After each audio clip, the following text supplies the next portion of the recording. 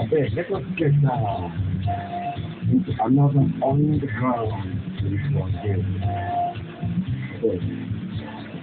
After my party, it will be held me end down where, because, then go here, where,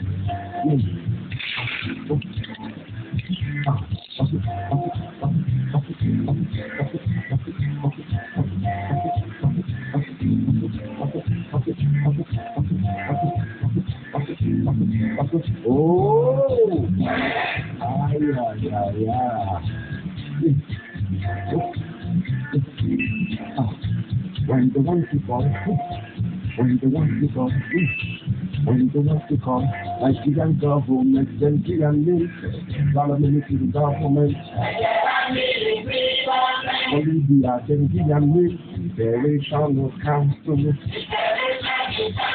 For Liberia, then Federation Council. For science, then Revolutionary Council. Then get different things for different governments. But the correct name for them,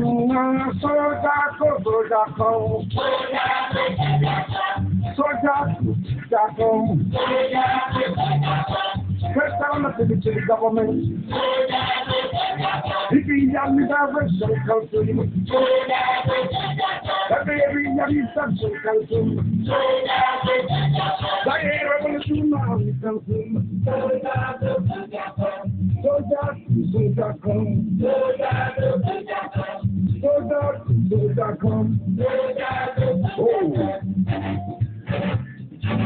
When I pass on door and trust them to Langley. Then put civilian things for their themselves second the public. People will not know they're happy. People will know them they live. Then perspect the civilian government. Then they have said their government. Me I know my their name, me I call them soldier home.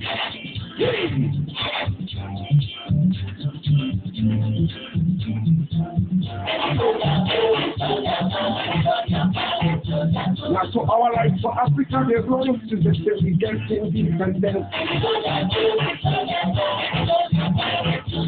The civilian government with them day, so that they protect them.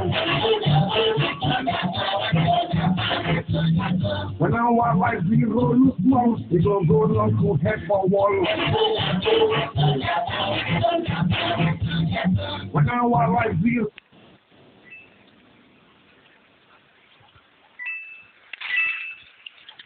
Waiting for pairing.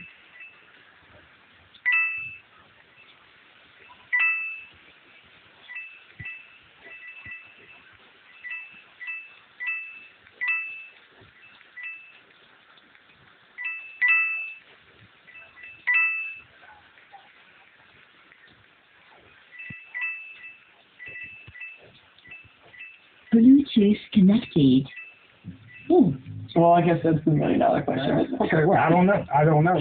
So, gold digging. Has any one of these men said you did? No.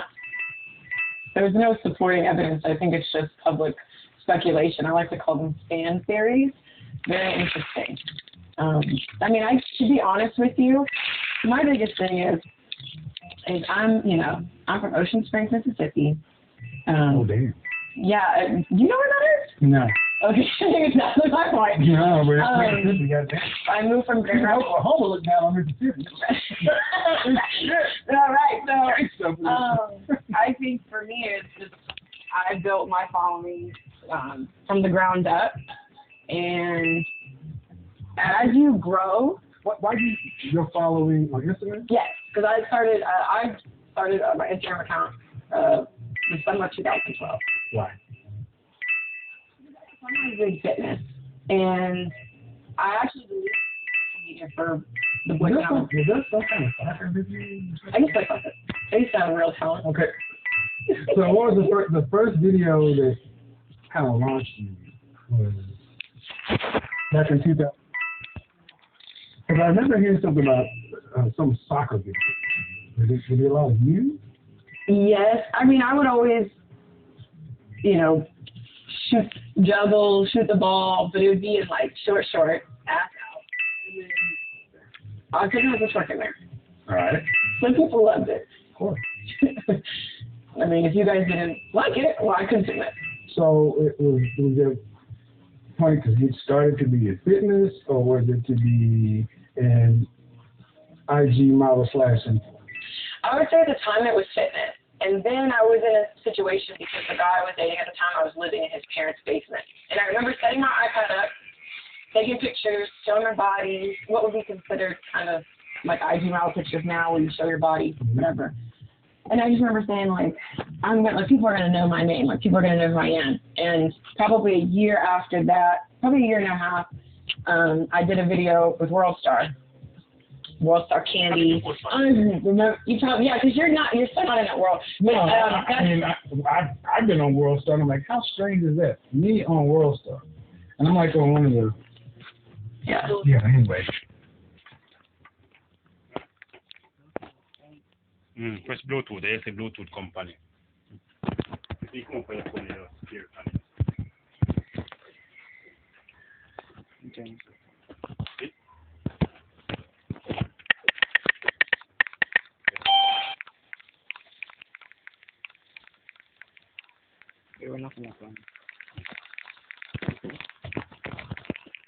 Waiting for pairing. You ready? Right, connecting. Say it in the Work on it. No. Oh, again, that way. Say what?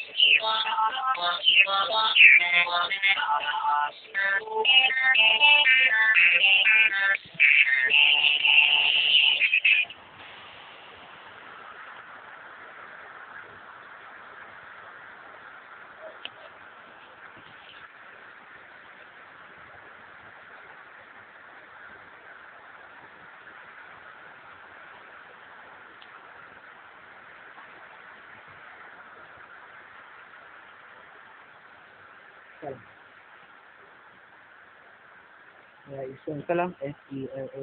Ito man, kami na nawagwan. Kami na press that yamin anak ko.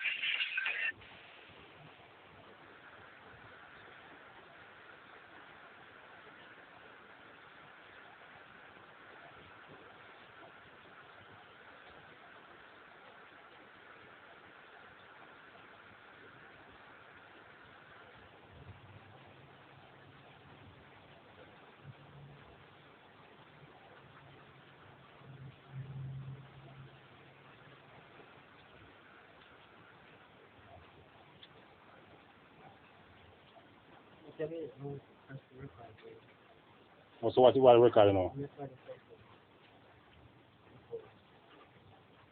I don't say you now work. Wait, man. Bluetooth connected.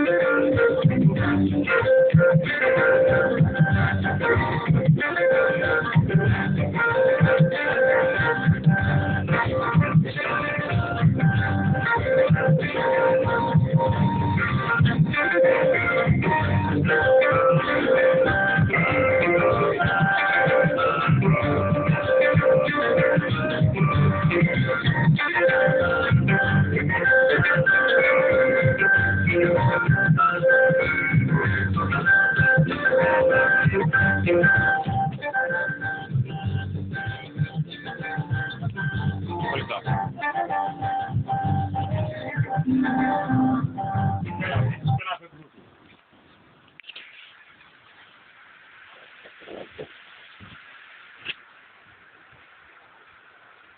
Waiting for pairing.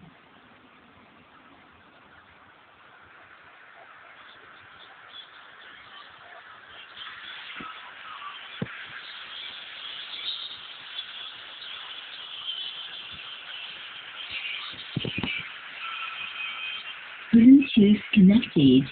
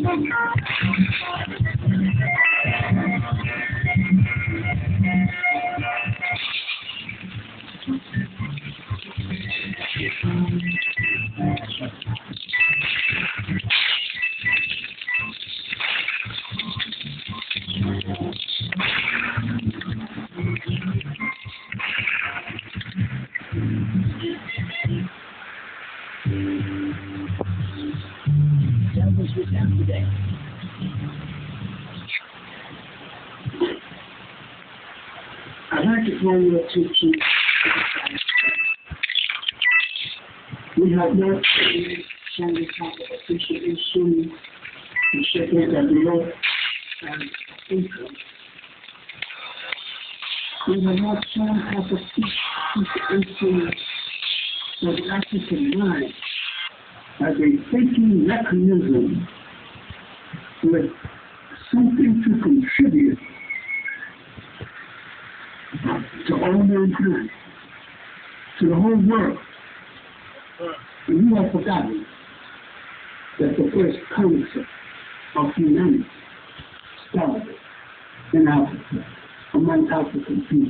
Finally, I get to talk about a scholar that shook the body of study known as Egyptology to its core. He shook it so much that his name is one that shall not be uttered in Egyptological circles. A man whose works expose the dishonesty and lack of integrity of Western scholarship. A man hailed by Dr. John Henry Clark, a famous African-American historian, as the world's foremost African thinker. A man that made Western scholarship revise all its assumptions about human history. A man that dares to challenge the experts' narrative on human history and stand strong.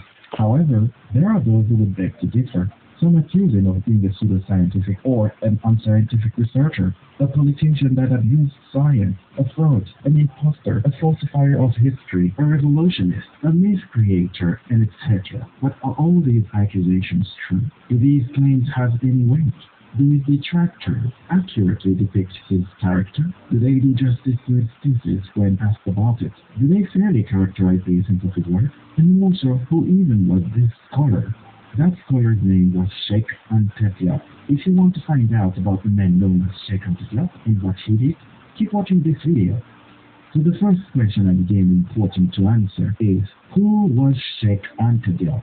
Sheikh Anta Diop was a brilliant African scholar born in Senegal in 1923. And when I say brilliant scholar, I mean it. The man was, and I'm not kidding here, a historian, a linguist, a physicist, a chemist, a philosopher, an anthropologist, a sociologist, an Egyptologist, an author, a professor, and a researcher. Okay, now that was a busy man. He obtained training and accreditations for all the occupations mentioned. He was a polymath, a trained scientist, and a trained researcher. He was one of the first scholars to use a multidisciplinary approach to African history. During his chemistry and physics curriculum, he attended classes taught by Nobel Prize winner Frédéric Joliot-Curie. He obtained a doctorate in social sciences with honorable mentions from the University of Paris in 1960. After that, he went on to become a professor at the University of Dakar. So just from this short intro, we can already see that we are not dealing with an unscientific man or a pseudoscientist.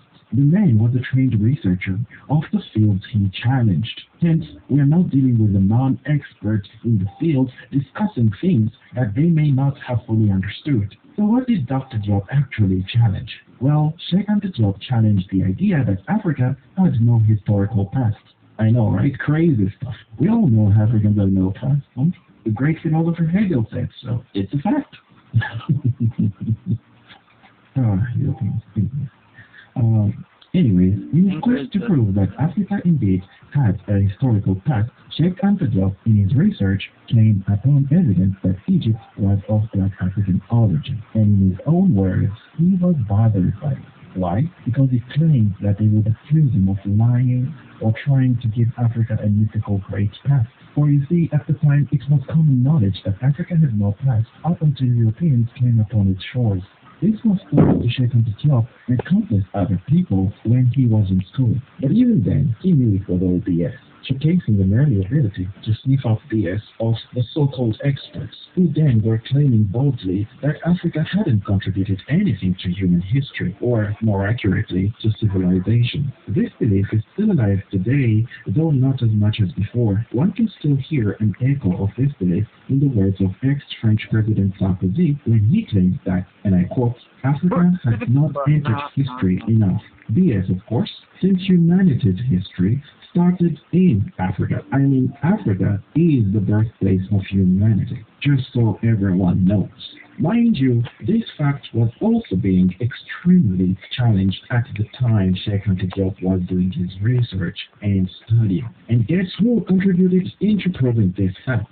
That's right, it's Sheikh Anta Diop. At the time, the experts used to believe that humanity emerged on each continent separately, although Charles Darwin had already mentioned that that was not very likely since his theory didn't work like that. As Diop also pointed out, Diop understood the theory of evolution very well, and he used that knowledge to put to rights the early history of humanity. So, that alone already caused a lot of indignation at the time, but our man Diop wasn't done with that. Oh no, he wasn't. He further went on to claim that Africa not only has a past, but also is home to ancient Egypt, one of the earliest and most sophisticated civilizations known to man. Diop brought forth undeniable evidence for a Negro African Egypt, and boom, there it was. The bomb had been dropped. The scholars couldn't believe what they had heard. Indignation reached the highest level. They couldn't believe that an African dared to utter such heresy. Africa with a past, and on top of that, they even had a civilization, and they invented writing? Hell no, said the European scholar of the time. He must be making it all up or something. Egypt an African civilization? Impossible. And so they ridiculed it at first. Then they became indignant as Diop brought forth more evidence supporting his thesis. Wow, what a way to debunk someone with ridicule instead of bringing counter-argument and counter-evidence. Alright, let's continue. Some accused him of being a fraud, a myth creator, a charlatan, and a liar. Some accused him of falsifying history, coming from the guys who were falsifying history at the time. Jesus, the projection! So, as Diop feared, they came after him with slanders and accusations of all sorts, just as I said. However, none of them, the scholars I mean, addressed his thesis with arguments worthy of the name. And in spite of all the accusations launched at him, Diop did not let that stop him from telling the truth, from stating facts. So we clearly see that this was a man who had intellectual courage. The man was ready to defend his thesis against anyone who could oppose any worthy argument against it. Alas, it was mostly slanders and indignation from the other modern scholars. Name-calling all that African. Actually, here's the funny anecdote. Dr. Theophilo Benga, who was a disciple of Dr. Sheikh Diop, said that people were mocking Diop's gigantic book called Nation Agriculture. They used to say that Diop wrote a book as huge and dense as the Equatorial Forest to prove that the Egyptians were black. Is that a way to debunk an argument? Come on. Now, one may ask, how did Diop reach his conclusions? Was it through a scientific procedure? Is there any validity to what he claimed? Well, before I answer these questions, I would first like to show you how an Egyptologist answered these questions. The crazy loophole where you just do 4 hours of work and it generates a new income. 200 units from Singapore. And he announced that the origin of the Egyptian were Negro, based on the statues of once in the second, and the statues of Tutankhamun were Muslim. What? And the statues of Tutankhamun were Muslim. Actually, UNESCO did make a conference to discuss that, and they said there is no evidence what Muslims. So, what are you talking about, man? Right, it's Zaire once again, claiming that Dr. Diop reached his conclusions by observing the nose of Ramses II and the black statue of King Tut. A lie, of course, a lie.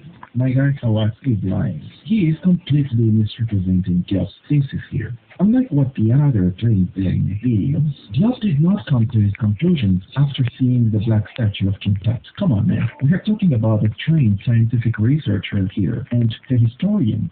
Does he really believe that those 2 points were enough to lead him to his conclusions? Come on, Howard. Some other times ignorant. We have read Diop. We've listened to his arguments. A true critical mind would give a read to an opposing thesis and listen to the arguments and fairly represent them. Did he even read any of Dr. Diop's work? What a fraud. Come on, man. Can anybody even trust this guy anymore? Anyhow, now let me answer the question that I posed earlier. How did Diop reach his conclusions? Sheikh Diop, as I mentioned earlier, was deeply in disagreement with the Africa had no caste BS. So much so that it cost him to repeat a high school class 3 times, because he was challenging his racist teacher's views on African supposed inferiority theorized by Arthur de Gobineau, or Arthur de Gobineau. Yeah, that stupid man I always show in my videos when talking about racism. Yeah, that guy. The smartest guy in Renaissance Europe. Just kidding here. Don't come after me for that. Just kidding, okay? I'm just kidding here. Okay, so Diop took it upon himself to research Africa's past and fact-check whether what the historians were saying about Africa was true, a fair thing to do. And spoiler, the Western historians were lying. So Diop kept on digging into Africa's past and kept finding incredible stuff that wasn't taught to him in school. Things such as the Empire of Mali, the Dahomey Kingdom, the Kushite Empire, the Aksumite Empire, the Ghana Empire, the Songhai Empire, the Great Zimbabwe, the Kingdom of Congo, and many other great African kingdoms, and many more facts about African history. Until in his research for Africa's past, he came upon Egypt. How did he come upon Egypt? Well, remember that the Europeans all agreed that Egypt was Black African in the 1700s. Yes, remember that? Yes. Well, they wrote that down. That's scholars do. And they wrote down why they thought so. This means that one of them books written by European scholars that cited anthropological evidence, iconographical evidence, archaeological evidence, as well as ancient testimony that claimed that the ancient Egyptians were Black Africans. So what is common with a critical scientific mind space in this misinterpretation? Well, here's what it is said. Here's good difference, and boy did he find out more evidence. The amount of evidence for a Black African ancient Egypt is very common, but so abundant that he decided to make his doctorate thesis about it. This thesis was at first declined because no one wanted to be this joke. Anyhow, isn't it funny? You claim you are scientific, right? But you refuse to judge a thesis because it challenges your entire world.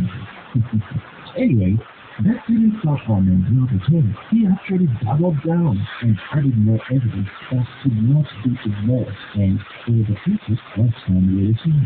Oh yes, so the thesis ignored a lot of evidence. When the thesis was rejected, it was defended for 6 hours, by the way. Yeah.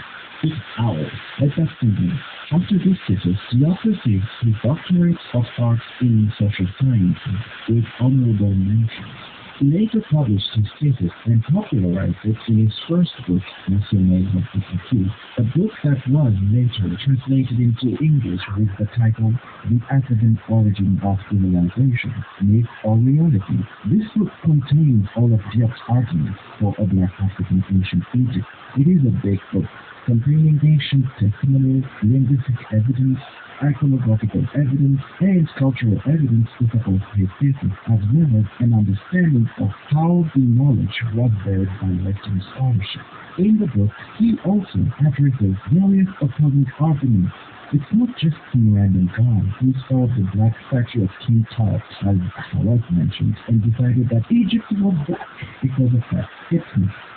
Sheikh Antiqua's argument is a scientific one. He used the scientific method to research his conclusions. He researched and spoke his thesis. He brought forth evidence that supported his thesis. The main ones being the linguistic evidence, the cultural evidence, and last but not least, the phenotypical evidence that he obtained by determining the melanin content of the skin of the mummy he studied. Diop found out in his study that the melanin content present in the skin of the mummy was too high to entertain alien brain of skin such as that of the Eurasian. This study found out that the Egyptian mummies had what we call today black skin due to the high content of melanin present in them, just as African people's skin. This is for applicable study with a falsifiable claim that he encouraged modern scholars to replicate in order to close the debate. However, not many were eager to do it. You'll figure why. Something that could actually close the debate. So did Diop's claim have any weight? Oh yes, they do. Yes, they do. They have some pretty good Muhammad Ali and Mike Tyson level. You can read through his book and you will soon realize that it has some weight indeed. Therefore, any accusation of Diop being a non-scientific researcher or pseudo-scientific researcher is baseless and unfortunately discontinuous. Today's video, I'm going to tell you guys how I met every single Roblox member YouTuber, and I'm going to expose their deepest, darkest secrets in today's video. So make sure you guys watch the whole video, because this story time is going to be insane, guys. Make sure you guys follow my Twitch account. Twitch is the first link in the bio. I'm going to be streaming with ISO speed, guys, and that.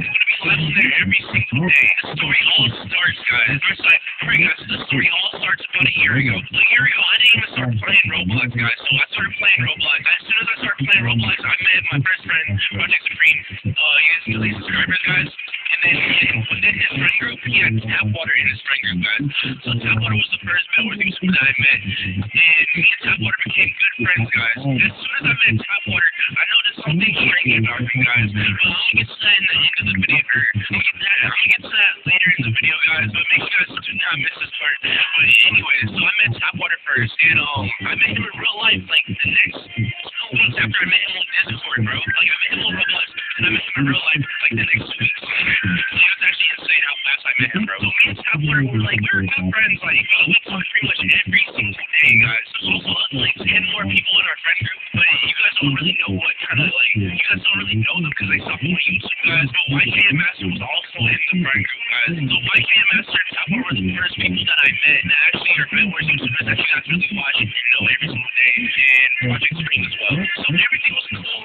I met Tapwater in real life, like the next, oh my gosh, I'm getting targeted, bro. What is this? Everything was cool, guys. So everyone was friends. Everything in the group was perfectly fine, guys. No fights, no arguments. Everyone was good friends, guys. And that's when I started my YouTube channel, guys. I started my YouTube channel about the time when I met Tapwater. But at the time, I was posting like older content, and I was like posting older Roblox, and I wasn't on numbers at this time, guys. And I had around like 1,000 subscribers, guys. 1,000 subscribers, and that's it. Alright, guys. So no, fast forward about 2 or 3 months later, maybe 2 months later, that's when I met Roland for the first time, guys. Roland just became a friend in our friend group, and literally the next week, bro, the next week, Project Supreme was like, Roland, literally the day we met Roland, guys, literally the day we met Roland, Roland was basically on live game, and then they're playing a game of Battle Wars, or we're playing a game, and basically his live stream created our server, and that's how we met Roland, basically. So we thought he was cool, he looked pretty cool, he looked like he was a good person, so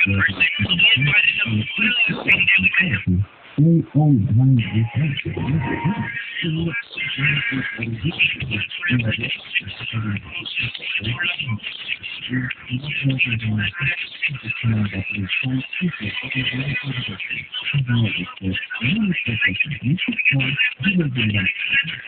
But of course, not everything is negative.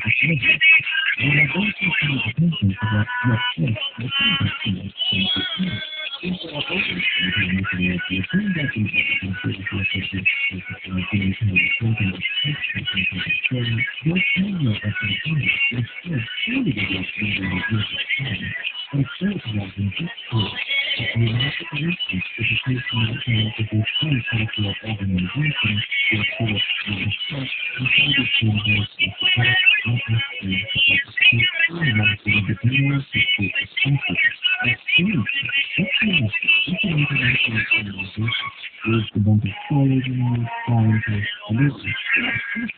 This studies power on African history because they looked at videos and work on African history and they were like, you've got nothing. You all say Africa has no history, but this man here has got some pretty solid evidence about ancient Africa, and he's supported by all the other scholars that have been researching. What have you been doing? Anyhow, it was high time to stop this colonialist mindset.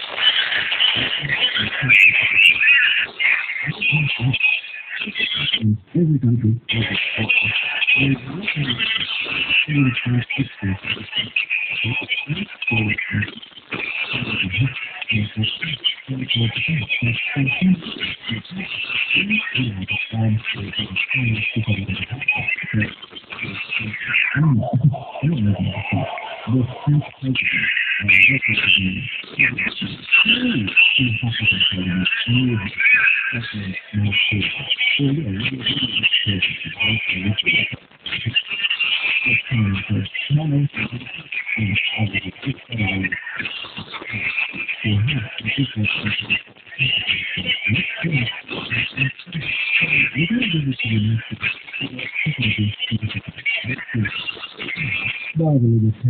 there. Let's continue. Of course, Dr. Job. Yeah, the man has something. That's helpful. The first condition was that UNESCO should map by satellite the entire continent of Africa. That hadn't been done. to another video, guys. He's a Joel Starks guy. Although I met Top Water first, and I met him in real life. How ancient African kingdoms used to trade with each other and exchange ideas and trade with the world. The second condition, and most important to Dr. Diop, was that a debate be held between all experts in the world on ancient Egyptian history and him and his colleague Teofilo Benga in order to decide whether Egypt was to be included in African history or not. Diop stated that this debate would be held in 2 years' time in order to give everyone enough time to prepare themselves so that they wouldn't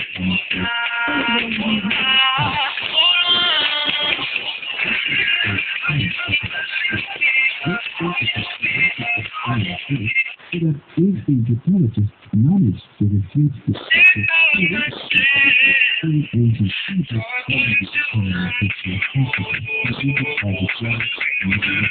Egypt just happened to find itself in Africa with a bunch of Africans.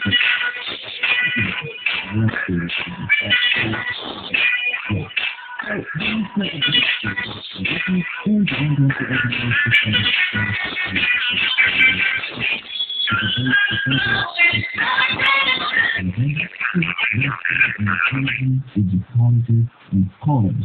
So 2 Africans versus several Western and Asian scholars of great renown, by the way. We're talking respected scholars, tenure in schools like universities, top Egyptologists in this country, top Egyptologists in this country, best linguists concerning the ancient Egyptian language, that is Professor Soliron. So, as the French say, la crème de la crème. So how did that debate go? Not well. Well, not well for the Eurasians. Diop and Obenga basically destroyed them. It's quite a funny thing to read, actually. If you want me to make a video about the symposium, let me know in the comment section. Maybe I'll work on it. Maybe if you get this video to 1,000 likes, I'm just kidding here. Also not kidding. Anyhow, Diop and Obenga were so thoroughly researched that the other experts seemed unprepared in contrast. That's what happens when you underestimate the person that you're going to debate. They probably thought that this Diop is just creating myths, he's a liar. Why is UNESCO even organizing a debate with a liar? With a charlatan? And then they come down, whoa, damn, these guys are thoroughly researched. Anyways, don't take it from me. Here is the conclusion.